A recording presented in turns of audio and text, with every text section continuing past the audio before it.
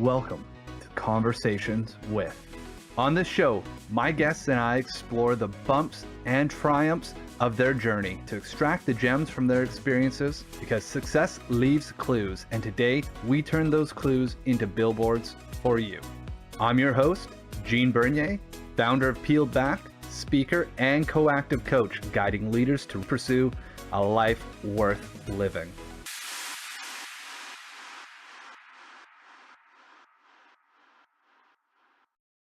Hey everyone, welcome to episode 122 of Conversations with. Today, we're diving deep with Peter Holgate, a serial entrepreneur with a storied journey from failing high school to building 6 global businesses and creating over 200 million in enterprise value. He's not just a business magnate, but a beacon of resilience, having worn hats as a soldier, detective, and even a debt collector before embracing entrepreneurship. Peter's latest endeavor, he's got a new book called How to Speed Up Success that unveils the pitfalls every entrepreneur should dodge. Plus, brace yourself for the 1110 Hot Seat Experience podcast, where Peter digs into the core challenges entrepreneurs face and paves the way to accelerate their success. Peter, my words cannot do your story justice. Thank you so much for being on the show today. Gene, actually, I was going to let you carry on. You said you'd cut down my 10 pages of accomplishments to 30 seconds. And I was rather disappointed. I was thinking, Gene, this was your chance. You know I suffer from low self-esteem, and now I've blown my chance to get some free therapy. We can keep unraveling this as we go through this conversation today to help you be on the other side of this low self-esteem. With that track record, it speaks that you should have at least some self-esteem coming into this, Peter, my friend. So I'll share a quick story with you. So yeah, please. I told one of my businesses. I told an industrial gas distribution business. I sold it back to an American company called Air Products and Chemical Industries. And I was feeling chuffed with myself. And I received a mail in the letter about a week after my mom died. So between selling the business, my mother dies, and I get a letter from her. And she lived in Johannesburg and I was living in Canada at the time. And the letter wrote, "Dearest Peter, I've just come back from a meeting with Michael Musk," because we grew up in the same community as Elon Musk, right? So of course, if you know somebody in the Musk family is, I'm close to the royalty there. Michael told me that Elon has launched a rocket ship into outer space and successfully brought it back to Earth and landed it on a platform floating in the Pacific Ocean. How's your career coming along? Love, Mom.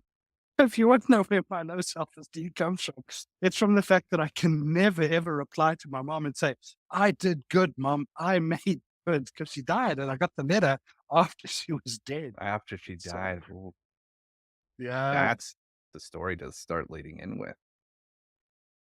So yes, the low self-esteem is tongue in cheek, but I think it's something very real that most entrepreneurs find in their careers. Yeah, can we start by unraveling that? Because that's definitely a place that a lot of us, me included as an entrepreneur, have faced, and how sometimes it can be a detriment, but it can also be turned into being a place that we can go to for strength if used correctly. What you've done multiple businesses now that have exited and sold. Tell us about having that low self-esteem coming along for the ride with you and what that's meant for you in those spaces. Yeah, in full disclosure and vulnerability. But I used to have on my business card, "Recovering Arsehole," and it wasn't far from the truth. And so the feelings of low self-esteem were covered up by the narcissism. And this expressed itself in being a top. And sometimes my wife will say there's less recovery. Most days. So I lived with this never good enough feeling by always overachieving and never finding it was good enough. And I projected the same onto everyone who worked for me and my business partners. Come on, why have you done this? I once had one of my business partners who ran one of my businesses push back because I was saying, "What, you grew by 27%? Why not 50%? And he said, "Listen, Peter, why don't you just fuck off? We've grown at 27% for 5 years in a row now. What have you done?" Like, okay, so for me, the low self-esteem, the feeling not good enough feeling, was masked by this relentless drive that I pushed myself and others.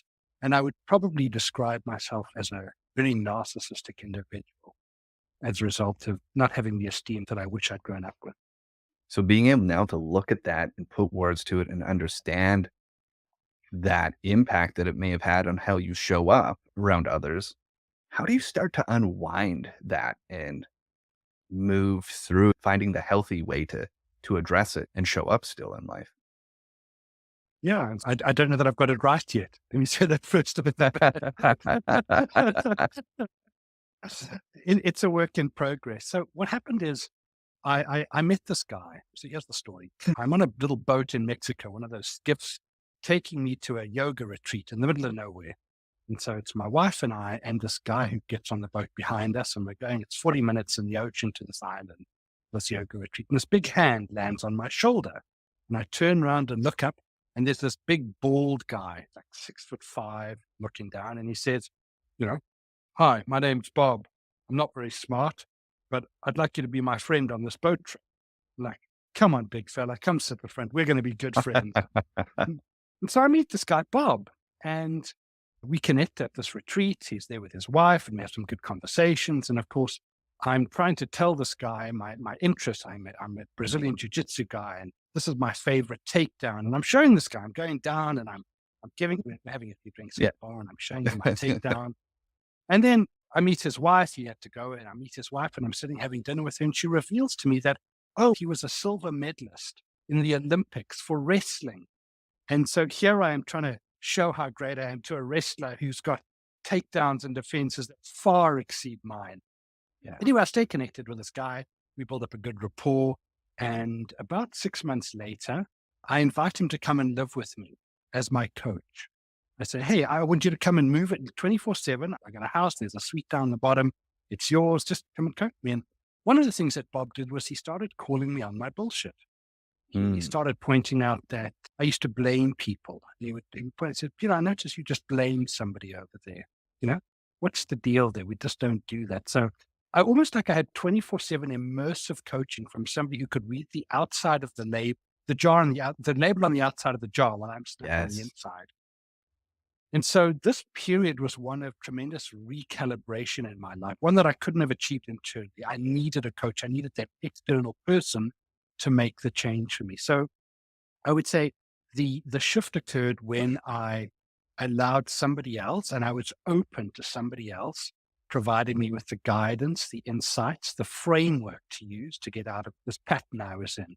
And so I think when I look back, I can look at my life before. My children used to say, "Papa, there's two papas. There's the intimidating, scary papa that you were before, and the kind, loving papa you've become afterwards." So I can look back and say I was doing my best and it didn't meet what I considered my standards. And afterwards, I'm doing much better. And I don't know that I've ever reconciled. I probably owe a lot of people apologies. Right? And a lot of people, a lot of people probably avoid it by saying, "Yeah, you're too much. We're just going to avoid you. I can undo." And yet I'm loving the journey so much now that I'm on the other side of it. I can look back at it and say, okay, what other personal development journeys are waiting for me in this next thing? In other words, I probably made a whole set of new mistakes, and I'm going to grow through Yes. those. Then I go through the next ones. And so the long story with a short ending is fundamentally, if it hadn't been for this individual coming into my life, helping expose the rawness, guiding me to being a better human being, I probably would still be self-absorbed, highly driven, A-type personality, Steve Jobs like in my desire to move things forward, crush the opposition, build global businesses. So thank you, Bob. Yeah. There is so much to unpack in there, but the metaphor that I love is being inside the jar and reading the label. And as you've gone through that, it's like there's two places to go. Is first is sometimes having somebody read our label and then whisper back in the jar, be like, "These are the ingredients you're showing." Be like, "Are you sure this is the product?" And you're like, "I don't want not ooh, I'm doing that, but ooh, how dare you call me on that?" What was going through that experience of accepting and hearing that? Because that can be a real like tough spot to hit into that opening of that self-awareness. Yeah, and I've no doubt you've coached a lot of clients and come across this where they're either open to it or they're not open to it. Yeah. If Bob had arrived a few years earlier, I doubt I would have been open to it. And he had this great expression. He said, "Peter, when the student is ready, the teacher will appear." That was his expression. So I reflect on, thought, yeah, I wouldn't have been ready to receive the message. And Something else that Bob used to say to me is he would preface this. He was very kind in that he would preface this by saying, "I'm going to have to hit you hard." And so he was also a footballer, right? Yeah. He'd won a couple of Grey Cups in his time. So he was, when he said hit hard, you're like, okay, he's going to hit hard. And that gave him almost permission to be able Mm. to speak the truth in just a very direct way, not a critical manner, just a very direct manner. Say, Oh, that yeah, I'm going to have to hit you hard, Peter. You didn't live up to what you told me you were going to do. what I hear in that, Peter, is like by A, you invited him in to your world. So 2 years ago, might not have invited him in. In that case, you did bring him in going, I'm ready for the change. I'm open to hearing what I might not be seeing on that label. And that's a real different place of like, same thing with clients is like, they pay me, they come into my practice going, I'm here to do the change. Those who aren't ready aren't going to hear, and it's going to be received in a really harsh way. And the other part here is saying when he goes, I'm going to hit you hard. What I also hear is there's a component of having a judgment without being judgmental. Hey, here's this piece that you've asked me to help you reflect on. We're judging it because, and that's a safe place to do this. We're going to refine this. The whole old adage, iron sharpens iron, and you're going to be able to come out better for it without that judgmental, without the criticism, I think was the word you used, without being criticized about it, is going, oh, no, I don't really like how I showed up. And then you can start peeling back about why am I showing up like that? I didn't even think about it. I'm just doing these things. And it starts again. The other tangent here from your metaphor that I hear is as you get more aware of that initial label, Bob's just standing on the outside, pulling that label off, going, look, there's another one right behind it. Yeah. So what Bob did very well is he provided me with a structure, a framework to grow into, so that as he could pull out one label and you, okay, I'm getting this, I'm stopping, I'm not blaming people anymore. I've changed that behavior. There Yeah. was another behavior that I was doing. It was like, oh, so within his framework, a lot of it was managing ego. He Hmm. had a framework where there were 4 archetypes to grow into. And essentially, it's the extent to which you can overcome your own needs, your own desires, and see things from a much more neutral perspective, a true leadership perspective. Yeah. Yeah, within these metaphors, I've realized there's so much wisdom out there from different people that you can garner. And when you work with the right people, that wisdom is available to you if you're open to it. I watched this video with Steve Jobs some time back, and Steve Jobs was talking about his experience with being a high school kid and wanting to learn about some kind of counter, some kind of noisemaker. So he called up Mr. Packard in the pages, the inner pages. Hello, Mr. Packard. My name's Steve Jobs. I'm 12 or 13 years old. I'm in high school. Do you have spare parts? I want to build this device. And Mr. Yeah. Packard said, yes, sure. And sent him along the parts. And then got Steve Jobs a job on the production line during his summer break. And the message that I took from this was when Steve Jobs said, people want to help if only you show up and ask. And I think a lot of the time we don't realize this message that it's there. I love to help people. I know you do too, Gene. This is what's the double paycheck. How many people step up and say, oh, I'd love some help with this? It, oh, people don't realize they have the permission to ask. Sometimes they're waiting for that. I'm waiting to be saved versus no one's coming to fucking save you. And which means now you have to take complete and total ownership of what it is that you need and what you want, because both those words are powerful and important in your life to be able to clearly articulate what is it I need in this moment? And what do I want in this moment? The other place here that I'm curious about on your journey, Peter, is what has it now meant to take ownership of all those things? Whereas if you were blaming, ownership was somewhere else, going, you're not living up to something for me, going, oh, if I'm owning everything that I'm now communicating and no longer in this place of blaming, what are the four fingers that are pointing back to you when you point that finger out now meaning to you? So very interesting. In my former iteration, in my recovering arsehole iteration with less recovery, I would have approached this very differently. I would have approached it the way most people approach it, which is, oh, you're breaching your integrity. There's 4 fingers pointing back at you. You're not doing what you said you would do. Where's the accountability? Post me has changed. And what I did was I took a little bit of time and reflected on the principles that I'd like to live my life by. So I came up with principles that are unique to me, but anyone can come up with theirs. And at the top of my list is what I would call almost unmanly principles, unmacho principles. So where Mm. my previous principles would be get to the end result, push harder, those sorts of things, the hustle Right. culture type mindset. The revised iteration has compassion, kindness, love as principles that I do my best to apply. So it's not that I'm breaching my integrity if I'm not kind to somebody, but oh, you weren't kind, if you're a bad person, or you're not doing what you said you would. More, I have a framework within which I can express those to myself. I can have compassion. Hey, maybe you were very tired at the time. I really understand one of your kids had kept you up, or how could I have shown kindness to that person? And so by substituting out the typical rigid linear frameworks that people offer or live their lives by and replacing it with much broader based principles that I think are of a higher order, I find that I can go through life with the knowledge that I'm imperfect, that I'm doing my best, and the extent to which I develop and grow and become more like the principles I aspire to, the better the effect is around in the people in the world around me and the people that I interact with in the world around me. So it gives me permission to be human, to have aspirational a view of the world and accept I'm flawed. I'm going to 10 times every hour. I'm going to make stupid mistakes again and again. And so by leaving behind all that judgment, saying, and what I do, Gene, is I call on the principle. It's almost like a superpower. I call on the principle of compassion. And so when I'm having a conversation with somebody and they understand the principle, I can say to somebody, what principle do you want to call on? They say, well, I want to call on the principle of autonomy. Mm. And so when I bring that principle into the conversation, I dial back me telling them what to do. I allow them more to drive the bus themselves, for example.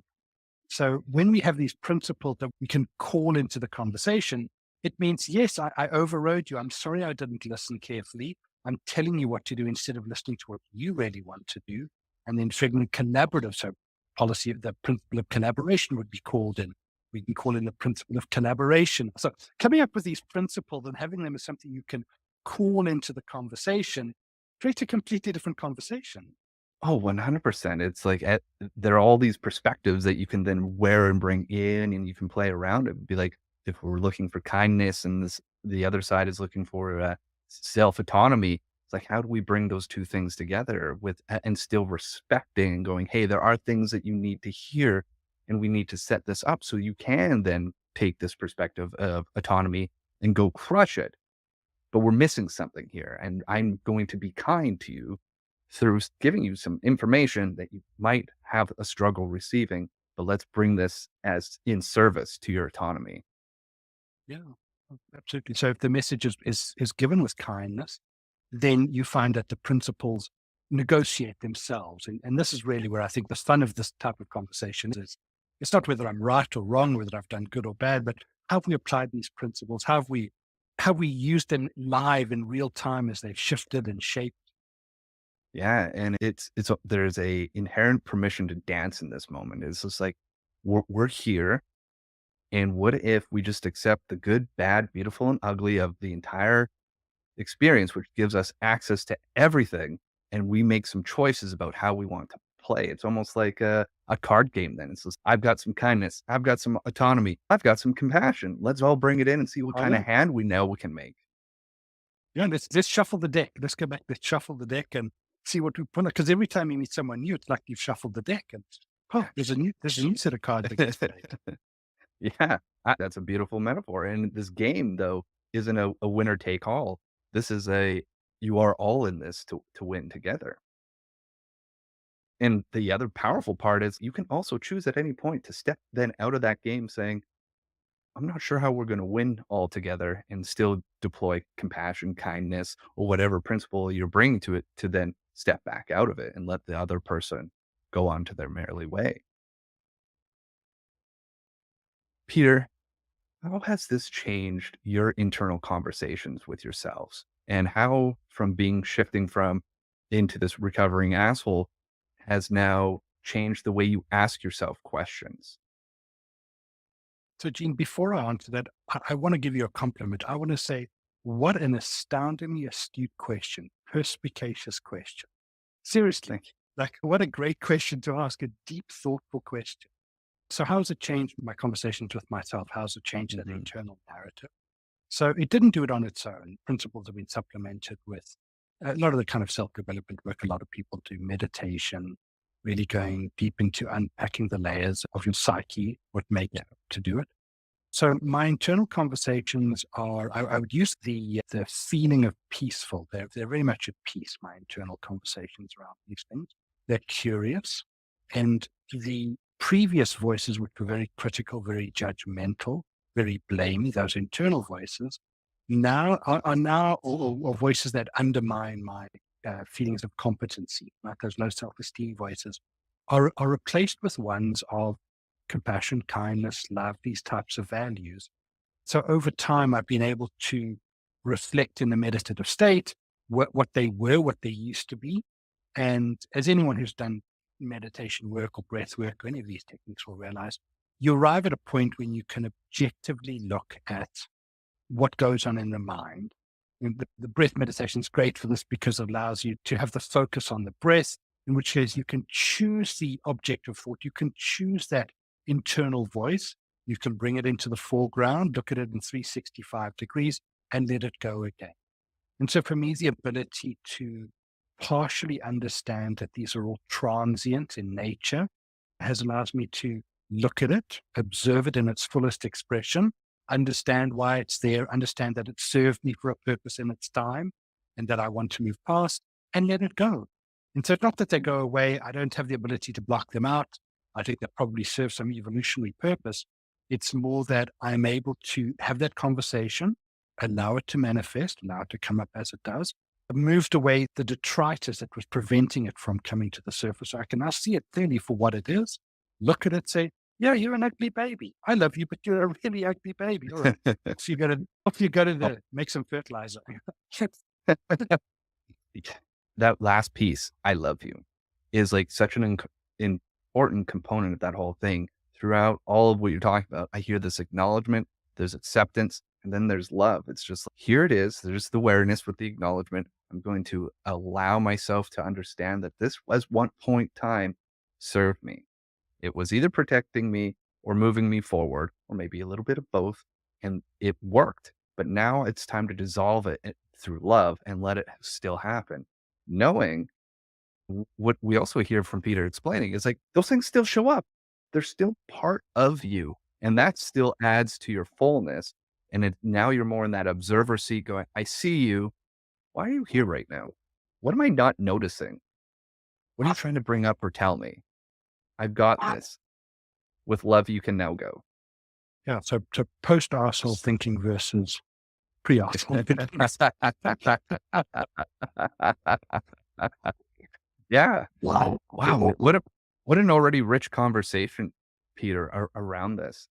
Now powered with your new principles and looking at this as an entrepreneur, we reintegrated those back into this place of like growth and ambition and found a new way to utilize those to still go as an entrepreneur. You're creating things. There's a component of ambition. Now, from those places, how do you look at that ambition and integrate that back into your life? Yeah, so really good question. The story behind this one is, so I was building this business called Ronin 8. And what we'd done is we'd figured out how to extract precious metals from waste electronics, essentially solving a problem of electronic waste, the fastest growing waste stream in the world. So raised a fair bit of venture capital for this, large sonic generators, and we are doing something that's meaningful in the world. It's going to leave the world a bit better. So we don't have to incinerate electronics anymore. We can use sound waves to separate all the components and then reconstitute them, almost like autophagy when you fast, right? Right. Goes in, eats up the cells, puts them in a lysosome, and then, bam, you've got fresh cells that come out the other end. Same kind of principle. So I was doing this and all this pressure, right? I had to deliver. I had 60 shareholders and you had to deliver and produce results. I was traveling and I ended up being very fat, ended up being 320 pounds, ended up being diabetic, really hadn't looked after myself. So when I reflect on that era of my life and they think, okay, well, I've got to come back out of that era. I don't want to go back to that place. Why did I end up in that place? I ended up in that place because I was stressed, I was frustrated, I was anxious, I was, all of these things, too hard driving. And so I wanted the next era, the next business, the next phase of my life to not have that.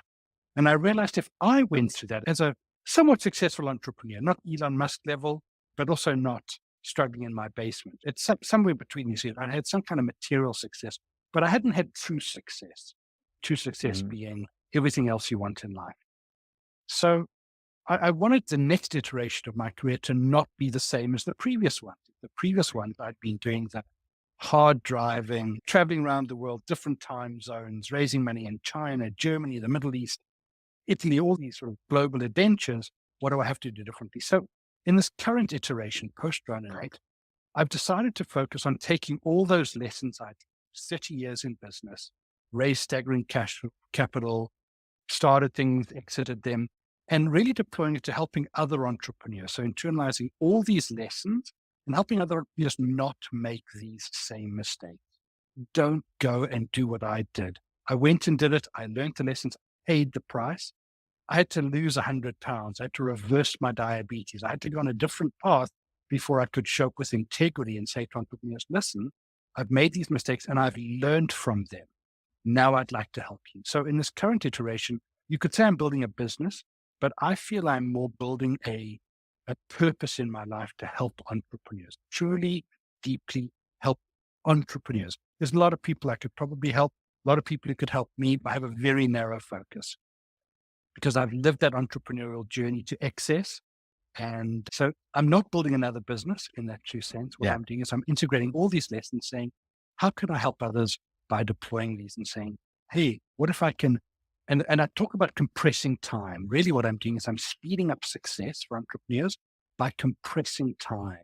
So I don't want them to take 30 years to get to where they need to go. What if you could get there in 5 without having to make the mistakes of ignoring your health or burning through relationships or pushing people too hard or, And so long story, but that's how I end up where I currently am, which is my mission and purpose in life is to help entrepreneurs succeed. Mm.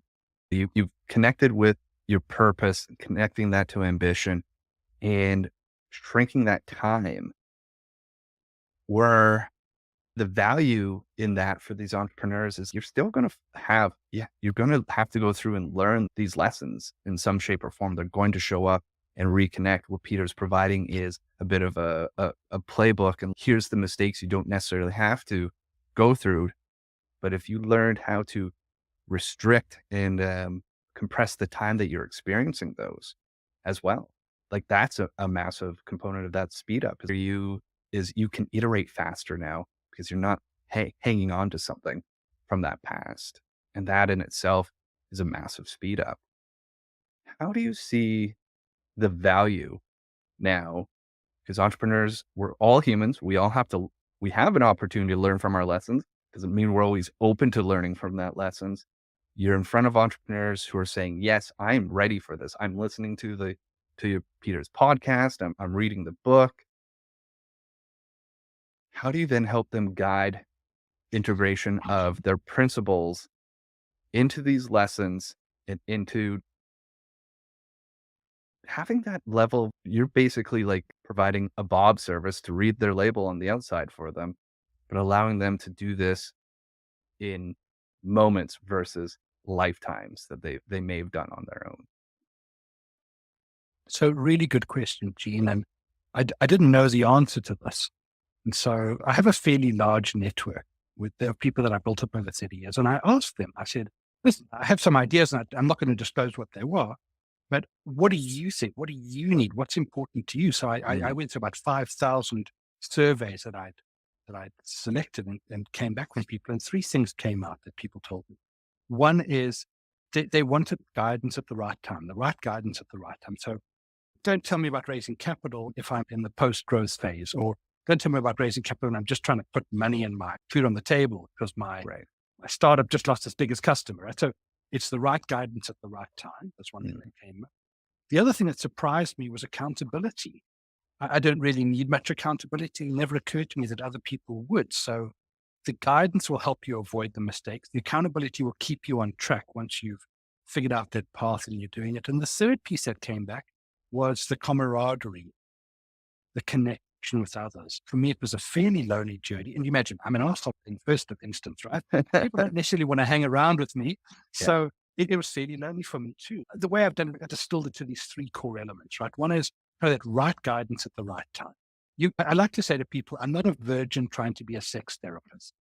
I've been there and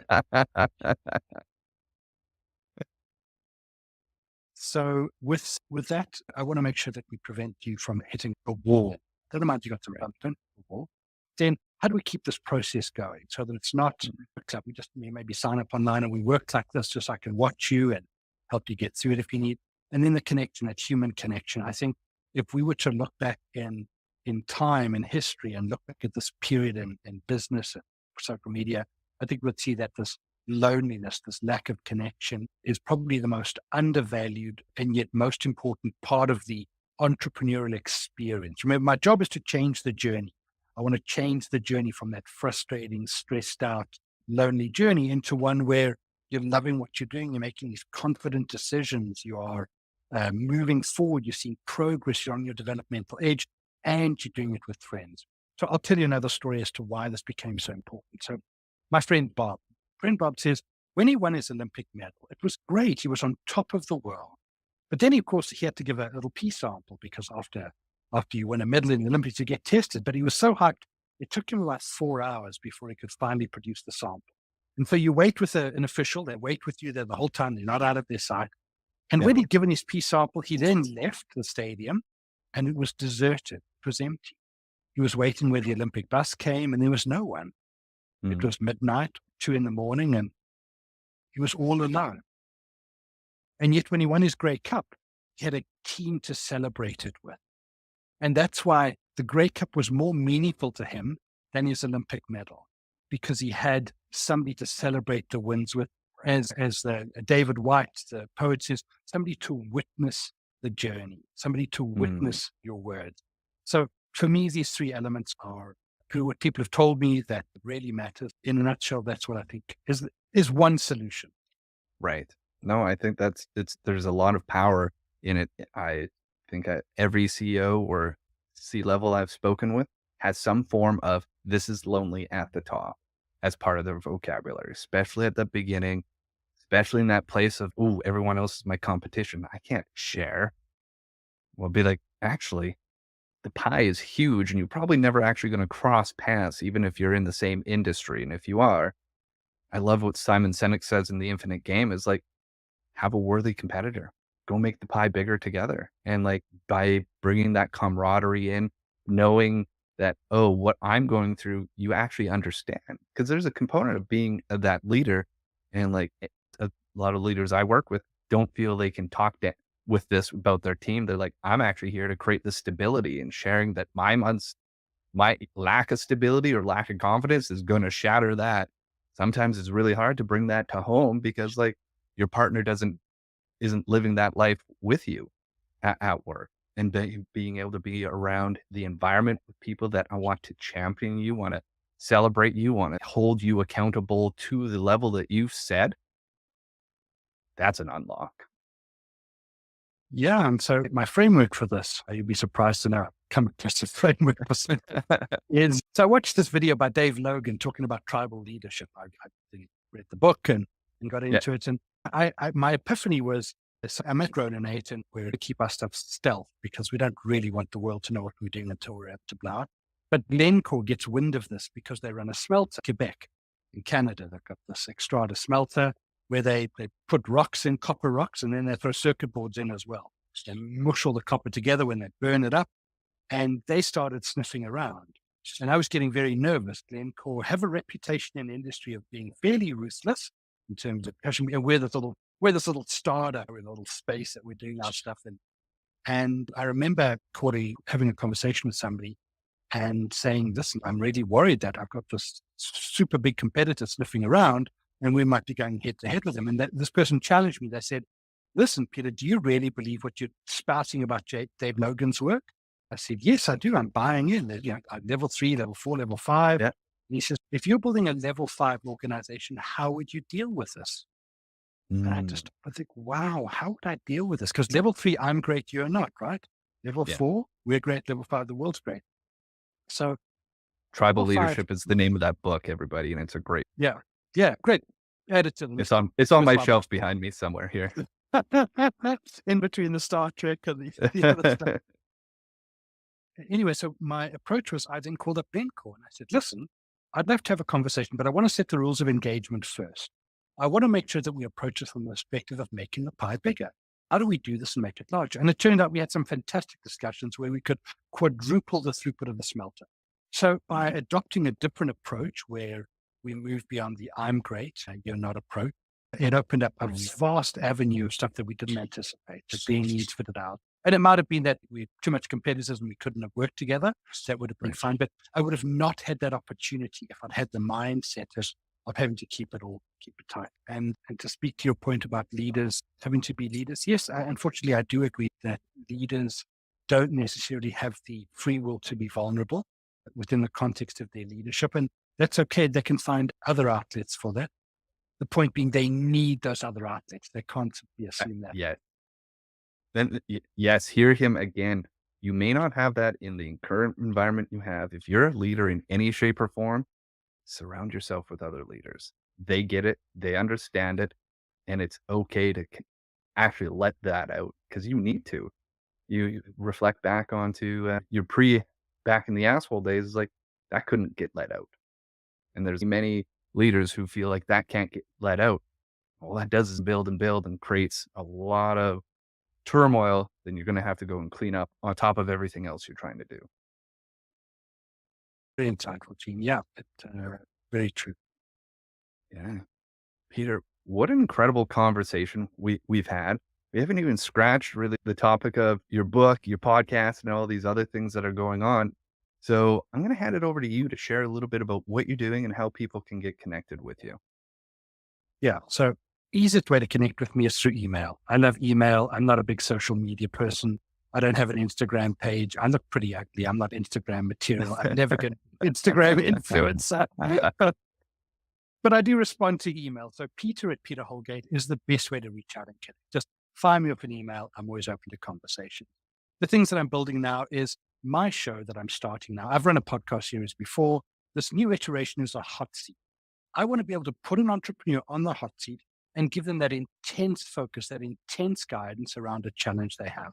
I'm going to make it into a show so that other people can vicariously learn from it and realize they're not alone in their journey and have it done from a very pragmatic place. So unlike the other show, this one's going to be video. It's going to be on YouTube, similar to what you're doing over here. And if an entrepreneur is interested in almost getting free guidance from Peter Holgate, they're welcome to apply, and I'll put them on the show and we'll create something memorable together. I have a book that goes with this, and people can download the book at www.1110, that's 1110.group/guide. So I'm sure you'll post a link down below here. Yeah, we've got I the have a links guide. down below. I want to preface to people, I would rate this 3 out of 10 and probably not read it, but I went and wrote it. So if you want to take it and just caveat emptor, it's worth what you pay for it. I'm not charging for it. But it is a guide that I think somebody might find one nugget of value for it, grab it, take it, and run for it. So my 2 pictures are for any of the listeners on your show who are entrepreneurs who want to connect with me. A great way to do is come on my show, be a guest. We'll have a blast. I'll ask you some tough questions. We'll bring some good energy to the table. You'll come away with a different insight, new perspectives, maybe even a new approach to things.